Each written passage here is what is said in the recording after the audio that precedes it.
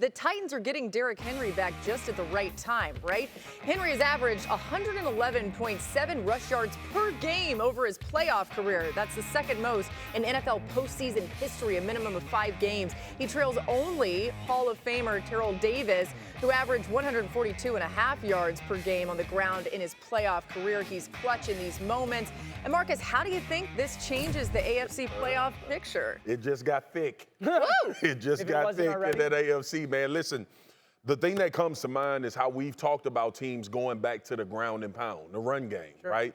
And we've always lamented about the Tennessee Titans. That's their most effective way to kind of choke teams out. Right. And the fact that you get King Henry back at this point in the playoffs to try to make a run where ball control is at a premium, the ability to close games out late in the fourth quarter.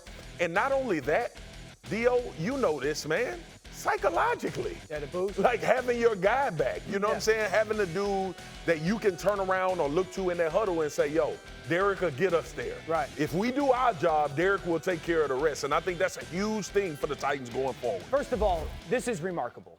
Remarkable that he is back and practicing. And watching the practice video today, there's no way that you could tell me that he broke his foot 3 months ago or however long it was. And had surgery on said foot. He looks absolutely incredible. And so the reality is this is a remarkable accomplishment by him. So kudos to him.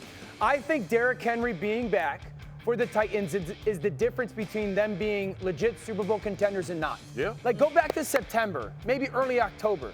And we talked about this team offensively, and they were different than everybody else because of those 3 skill position players, Derrick Henry, A.J. Brown, Julio Jones, because their size, their big fit. No one else was like them.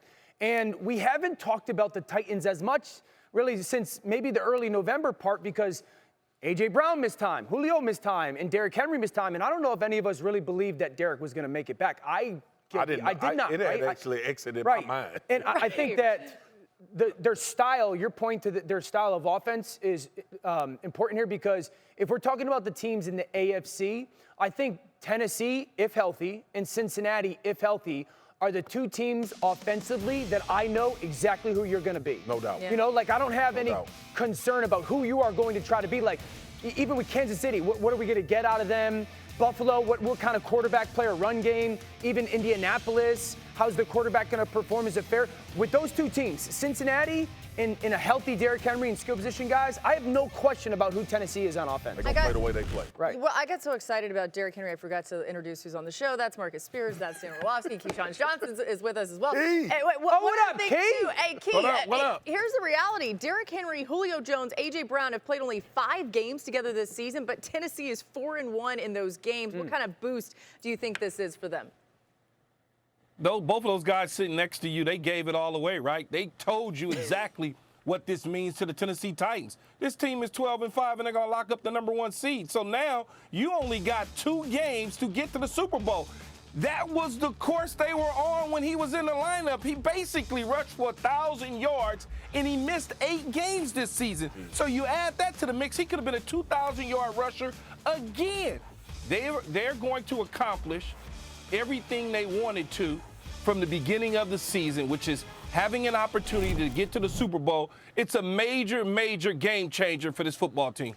If you think about defenses that they can face, and you went through that list there, we can throw that back up on the screen of the AFC playoff picture. Right. What defense is built to even limit Derrick Henry? They don't exist. I mean, we watched, you put the graphic up about his success in the postseason.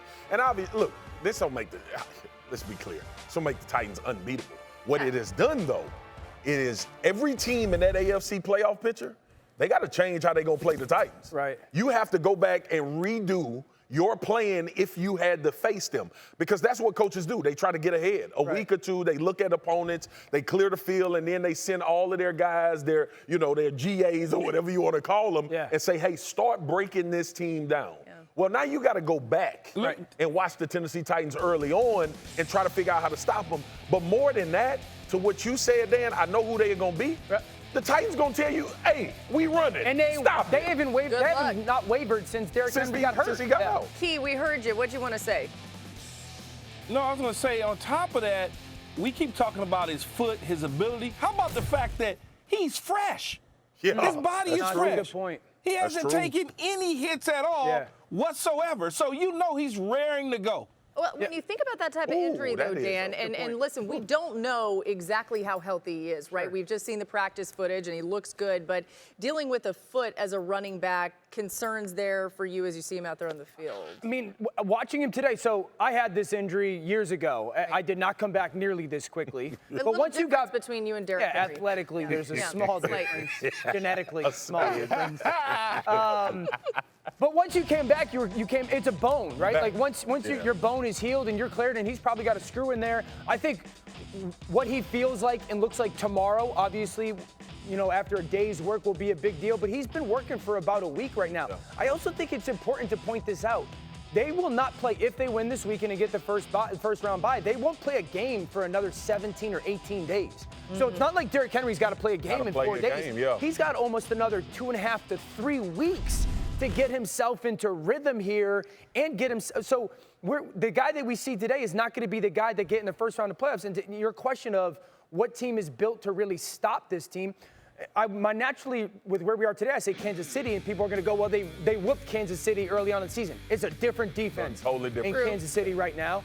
And then I think Indianapolis, if they get in, because that's what they see every single day, their run game, right? And so I think those would be the two teams that I would envision, at least run game-wise, having the ability to slow him down a little bit. Even though Jonathan Taylor and Derrick Henry also very different. But you mentioned earlier on in the season, with Derrick Henry, they beat the Chiefs, Colts, and the Bills. No one had more impressive wins than the Tennessee Titans. Not at all.